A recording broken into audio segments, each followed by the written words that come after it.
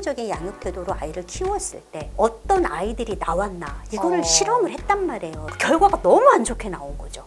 이랬을 때. 네, 허용적인 양육 태도를 줬을 때 충격적인 거는 뭐냐면 오히려 예. 독재적인 양육 태도로 키운 애들보다 더 결과가 안 좋다라는 거예요. 그게 왜 그러냐면 어떤 공통점이 나타났나요?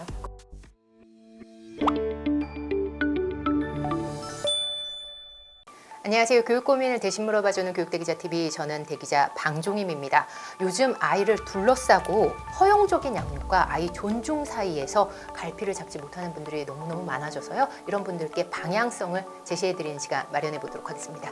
안녕하세요, 소장님. 안녕하세요. 저는 아이를 상담하고 부모를 교육하는 일을 하는 이보연이라고 합니다. 요즘 내 자식만을 좀 감싸는 소위 말하는 갑질하는 부모님들이 이제 사회적으로 논란이 되고 이슈가 되면서 이게 자칫 이에 대한 비판적 인식이 아이를 존중하는 태도까지도 싸그리 잘못된 것이다, 이렇게 인식하는 분들이 많아지신 것 같아요. 확산되는 이 현상에서 자녀는 좀 존중받아야 될 독립된 인격체를 강구했었을 때 우리가 놓치는 부분 뭘까요?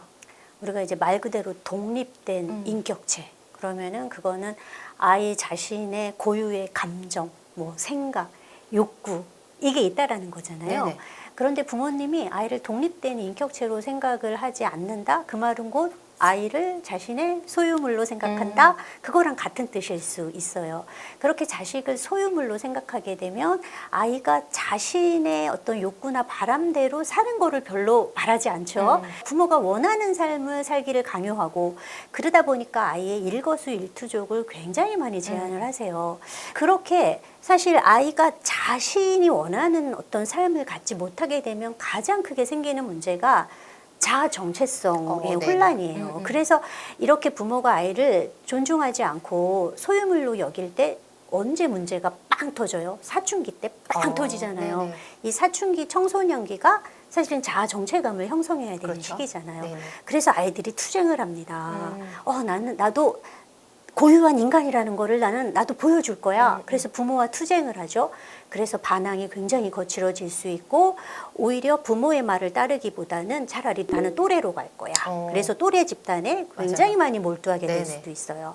내가 주도적으로 어떤 것들을 생각하고 계획하고 내가 원하는 거를 얻기 위해서 내가 주도적으로 어떤 일을 하지 못하게 되면 우리는 그토록 주도적이고 창의적인 사고를 가진 사람을 바라죠. 모든 바라고, 부모님들이. 예, 그걸 위해서 많은 사교육을 하심에도 불구하고 오히려 이런 부모의 잘못된 태도가 매우 의존적이고 복종적이고 위축되고 혹은 반대로 매우 거친 그런 사람으로 성장하게 될 수도 있다라는 거니까. 오히려 본질을 예. 놓치니까 그런 현상들이 예, 나타날 수 있다. 맞아요. 그렇죠. 근데 이거를 자칫 잘못 해석해서 일각에서는 아이를 존중하고 공감하는 양육 태도를 아이의 행동을 다 받아주는 걸로 착각하는 경우도 생겨나고 있는 것 같아요. 제일 많이 헷갈리는 게 지금 말씀하신 허용과 수용, 그리고 또 공감과 동감.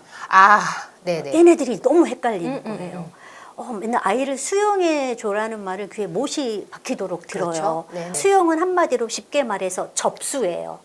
너 그렇구나. 네. 접수는 하지만 아이가 지금 원하는 부분들이 아이의 발달 수준을 넘어서는 행위이기 때문에 아직은 그거를 하면 안 돼 라고 한다거나, 가령 이제 3살, 4살 된 아이가 그 아이에게 어린이집을 너가 갈 때를 너가 선택해, 이렇게 할 수는 없는 거잖아요. 그렇죠. 그래서 엄마가 5군데 막 데리고 다녀요. 진짜로 그런 일이 있어요. 5군데 데리고 다녀요. 그러면서 아이한테 물어봐요. 이제 만 3살 된 아이에게 너는 어느 유치원을 가고 싶니? 그럼 아이는 뭐라고 얘기하겠어요? 사탕 준 데를 가겠죠. 그러니까 이런 거는 아이의 능력을 벗어난 거예요. 그래서 진짜로 아이를 수용해주는, 그리고 존중해주는 부모는 어떻게 존중해주냐? 발달 수준에 맞는 요구를 하고 기대를 하고 그거에 따라서 존중을 해주니까 아이에게 되게 무리한 요구나 혹은 미성숙한 요구를 기대를 하지 않는 거죠. 그래서 수용은 아이의 요구를 접수하지만 최종 결정은 사실 부모님이 하는 거고요. 동감과 공감도 마찬가지예요. 동감은 아이가 느끼는 감정을 똑같이 느끼는 거죠. 공감은 너는 그렇구나 이건 거예요. 그래서 공감은 비난하지는 않아요. 그러니까 공감을 하는 부모의 기본 전제는 뭐냐면 그래 사람들은 뭐 대체로 비슷하게 생각을 하지만 그래도 각자 다르게 생각하기도 해. 그냥 그거 자체를 인정해 주는 게 공감이에요. 네네. 그래서 아이를 진정으로 존중하는 네네. 사람 그런 부모는 네. 아이가 갖고 있는 행동의 한계점은 분명히 정해주는 네네. 사람이에요. 네.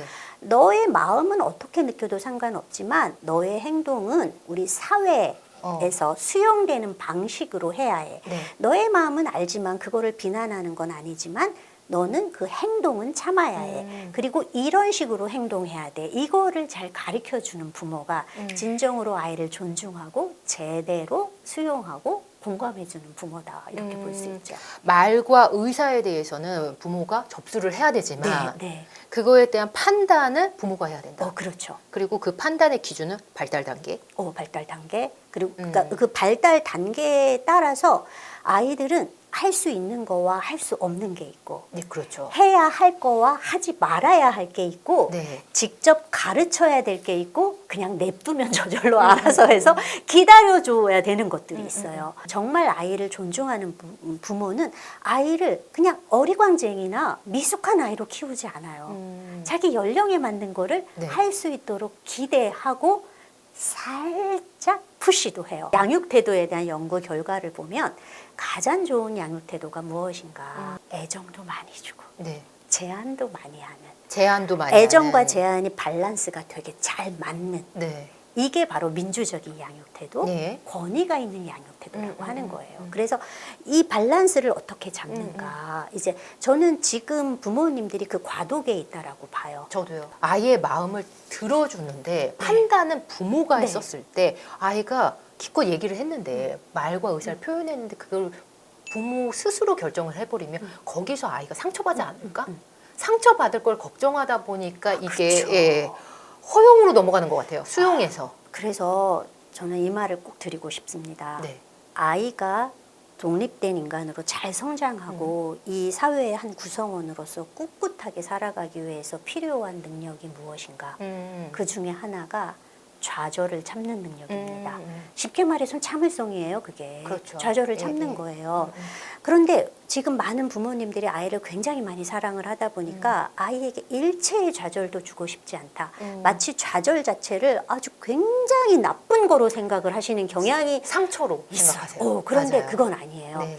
아이들은 분명히 자기 한계를 깨달아야 되고요. 되고 안 되는 것들을 배워야 해요. 그리고 부모가 그게 아이에게 좌절이 되지 않게 만들어 주려면, 상처가 되지 않게 만들어 주려면 아이가 자기가 원하는 게 있었는데 엄마가 마음은 알아주지만 분명히 이유도 얘기해 주셔야 돼요. 그러니까 근거가 있으니까 못하게 하는 거거든요, 우리가. 그렇겠죠. 네. 또 대안도 제시해 줘야 돼요. 그래도 아이는 자기가 원래 하고 싶은 대로 하고 싶었겠죠. 그래서 그게 안 돼서 살짝 삐지고 뾰루통해 줬지만 할 수 없이 엄마 말을 따를 거예요. 그럴 때 우리는 잊지 않고 칭찬해 주면 돼요. 허용적인 양육 태도로 아이를 키웠을 때 네. 어떤 아이들이 나왔나 이거를 실험을 했단 말이에요. 종단적 그래요? 연구로 유아기 때 막 아동기 때 네. 막 청년기 때 다 했단 말이에요. 네. 그 결과가 너무 안 좋게 나온 거죠. 충격적인 거는 뭐냐면 오히려 네. 독재적인 양육 태도로 키운 애들보다 더 결과가 안 좋다라는 거예요. 그래요. 그게 왜 그러냐면 어떤 공통점이 나타났나요? 그 아이들한테서? 자기 조절력의 결핍. 자기 조절력. 그러니까 네네. 이게 자기 힘으로 얻은 뭐가 아니야. 그러니까 뭘 하면 엄마가 도와줘야 되고 아빠가 도와줘야 네. 되는데 커가면서 부모님도 그거에 대한 한계에 부딪히게 그렇죠. 되잖아요. 다 해줄 수 없죠. 그러다 보니까 아이가 그리고 참는 능력을 거의 발달시키지 못하게 되는 거예요. 그래서 결과들이 뭐가 나오냐. 학교 중퇴, 군대 불명예제대, 사회 부적응, 그리고 가장 많이 거론되는 건 약물 오남용.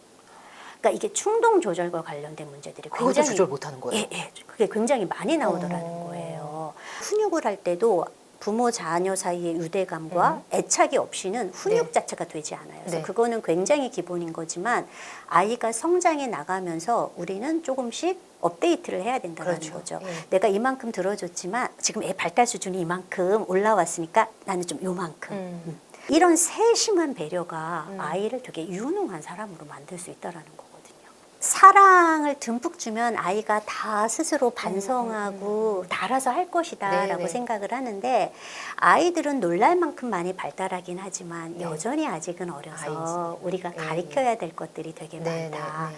하지만 우리가 가르친다라는 게 결코 아이를 무시하는 게 아니라 아이가 갖고 있는 생각이나 이런 것들도 경청을 해주는 건 꼭 잊지 마셔야죠. 그리고 요즘에 자녀가 외동도 많고 네. 한 명 내지는 두 명이잖아요. 네. 그러다 보니까 부모님의 마음속에 이런 마음이 아주 깊게 박힌 것 같아요. 우리 아이를 좀 특별하게 키우고 싶다. 네. 너무 소중한 아이이기 네. 때문에.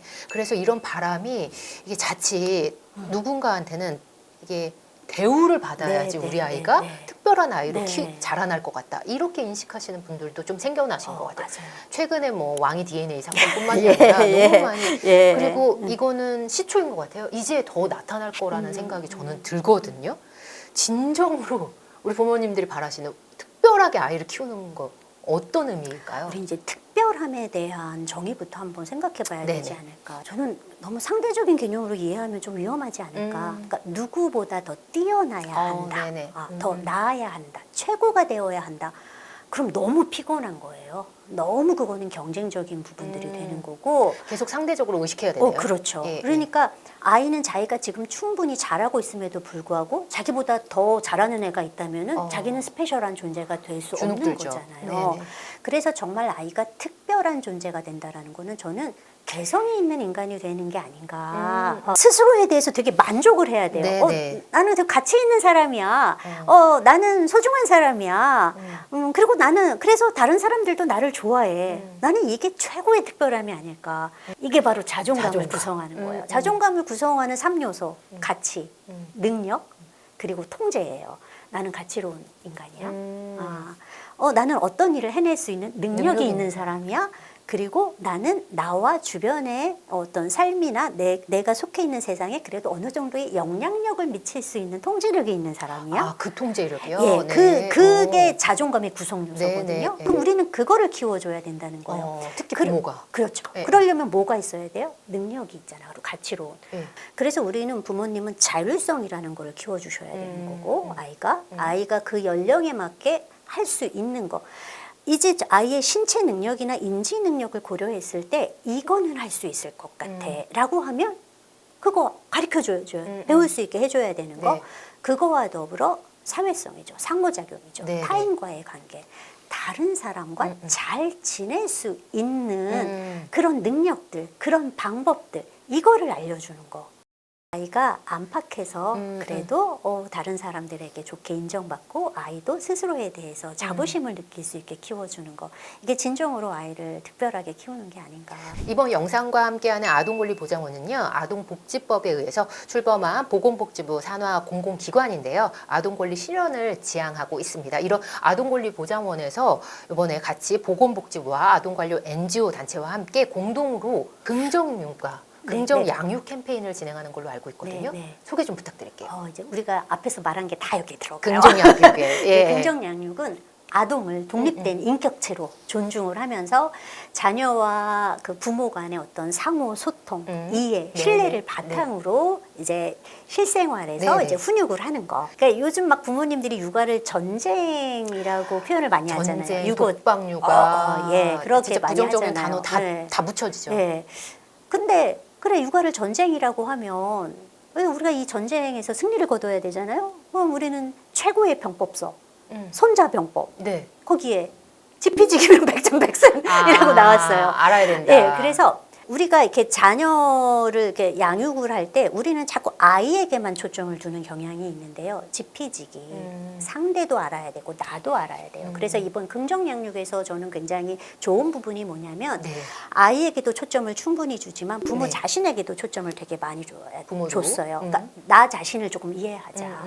내가 어떨 때 그렇게 승질이 나는지, 내가 어떨 때 아이의 행동을 어떤 때는 괜찮다고 생각했다가 어떨 때는 막 못 참고 야단을 치는지, 어떨 때 아이의 행동에 내가 이렇게 불안해지는지, 거기에는 부모 자신의 요인이 있을 수 있거든요. 그러니까 그런 부분들에 초점을 둔 게 저는 굉장히 좋았다라는 이제 생각을 하게 되고요.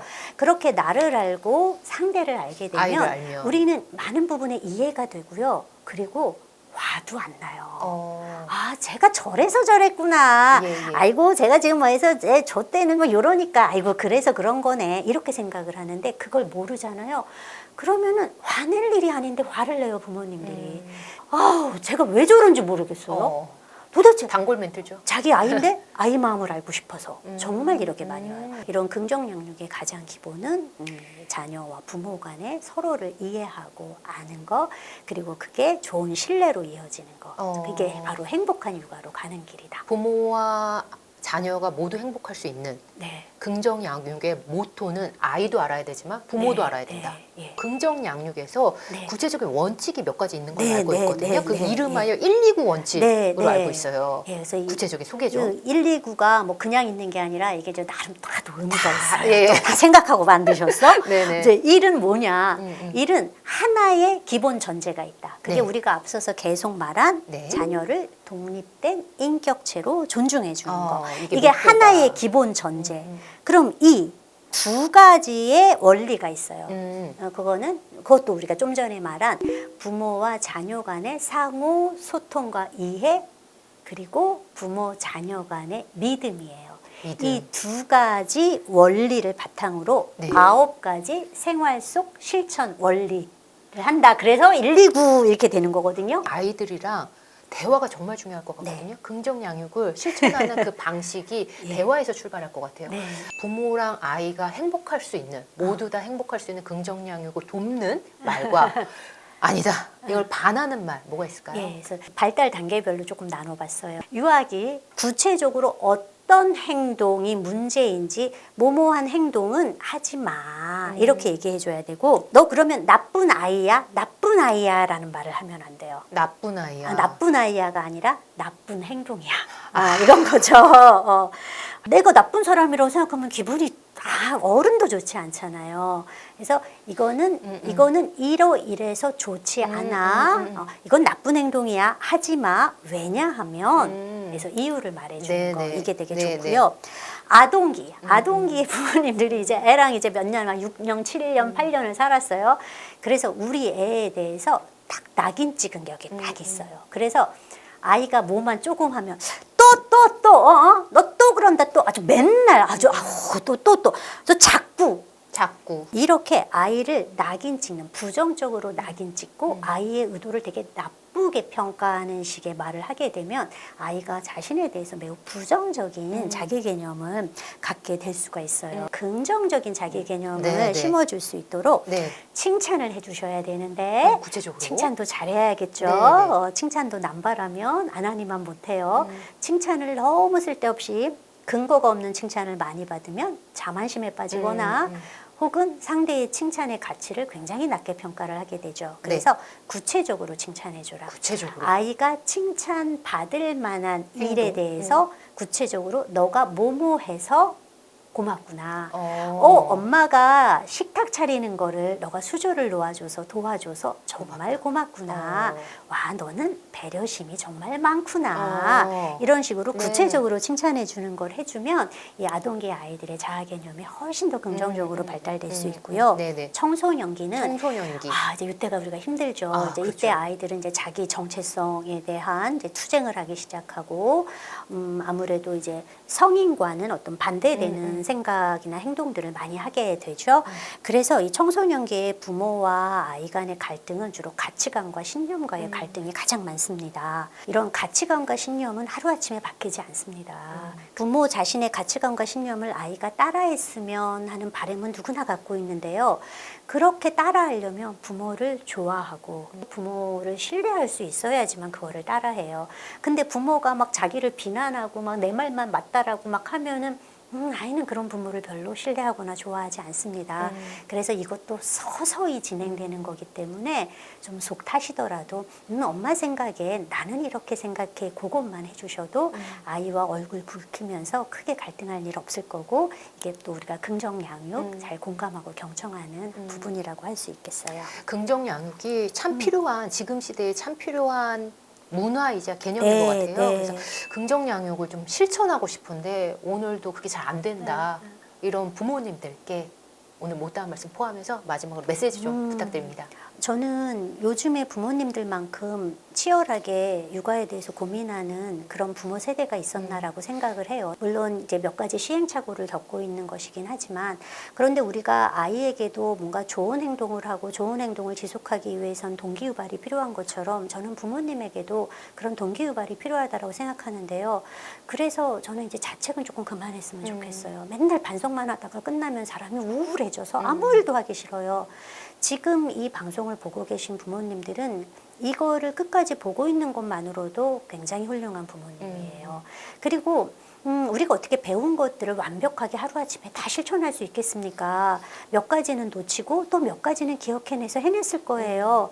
자, 내가 놓친 거에 대해서 아이 그거 놓쳤어 라고 인정하고 짧게 반성하고요. 그리고 더 많은 시간은 나 그래도 이거를 생각해내고 이거를 했어. 어른이 되니까 제일 좀 서글픈 게 칭찬받을 기회가 적더라고요. 다른 사람이 칭찬 안 해주고 육아에 대해서는 칭찬받을 일이 거의 없잖아요. 네네. 내가 자가 발전해야 돼요. 나 쓰담쓰담 하면서 나 오늘 노력했어. 나는 충분히 좋은 엄마야. 그렇게 좀 자기를 칭찬해 주는 거로 하루를 마감하면 내일 좀 더 우리가 기운이 나서 더 잘하지 않을까? 그런 생각을 해봅니다. 지속적인 노력이 너무 중요하죠. 네, 일관성. 네, 일관성. 제가 이 인터뷰를 준비하면서 아동권리보장원 홈페이지를 들어가 보니까 구체적으로 긍정양육 119 원칙에 대해서 아주 자세하게 네, 네, 나와 맞아요, 있더라고요. 맞아요. 그 부분 실천이 안 된다. 이런 생각이 드실 때 한번 접촉해 보시고 활용해 보셨으면 좋을 그쵸. 것 같다 생각이 들더라고요. 이보현 소장님의 말씀이 부모님들의 긍정 양육을 돕는데 귀한 조언으로 다가갔을 것 같습니다. 장시간 함께 해주셔서 감사합니다.